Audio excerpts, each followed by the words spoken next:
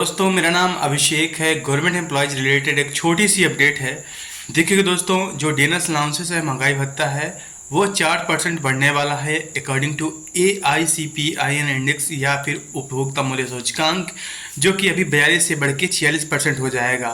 इसकी जो घोषणा है, आधिकारिक तौर पे अप्रूवल है, वो अगले हफ्ते के अंदर सितंबर में ही कैबिनेट द्वारा मिल जाएगा। तो बात ये सेंट्रल गवर्नमेंट एम्प्लॉयज़ के साथ साथ ही जो स्टेट्स हैं वो भी अपने गवर्नमेंट एम्प्लॉयज़ के लिए फिर से डेनस अलाउंसेस को रिवाइज कर देंगी।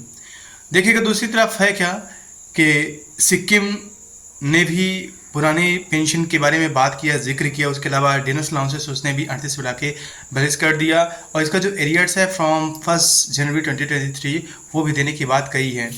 और बाद में जो सिक्किम की बात करें तो पहला NDA या फिर जो बीजेपी के अलायंस से जितने भी पार्टीज़ हैं, जो भी रूलिंग पार्टीज़ हैं, वो सिक्किम में है। और सिक्किम ऐसा पहला स्टेट है जो कि इस बात की ओर इंडिकेट कर रहा है कि कहीं न कहीं जो बीजेपी रूल स्टेट हैं वो भी पुरानी पेंशन के बारे में विचार कर सकती हैं, या फिर वहाँ भी पुरानी पेंशन बहाल हो सकती है। देखने वाली बात रहेगी कि मध्य प्रदेश में 1 महीने के अंदर कोई अपडेट आती है, नहीं आती, या फिर जो बकाया स्टेट्स हैं। तो जो भी रहेगा रुख हमारे सामने जल्द ही होगा, और इस पर कोई ना कोई बड़ा अपडेट जल्द ही आएगा। So now in English, so friends, according to AICPN index, 4% general allowances is going to increase by next week, and that could be approved from cabinet by central government, and after that the state governments will also increase the DA or increase DA. According to AICPN, 4% general allowances is going to increase, and the DA will be 46% from 42%. And other side, Sikkim government has announced that they are going to restore OPS or old pension scheme.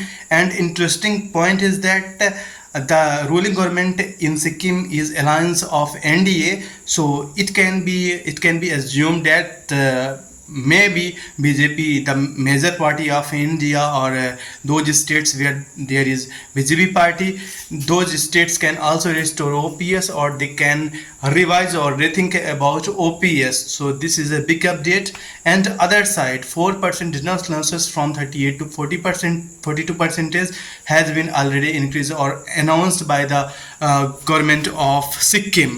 So this increased DA will be applicable from 1st January 2023, and the arrears will be paid. So friends, for any more update you have to stay tuned with us. Thank you.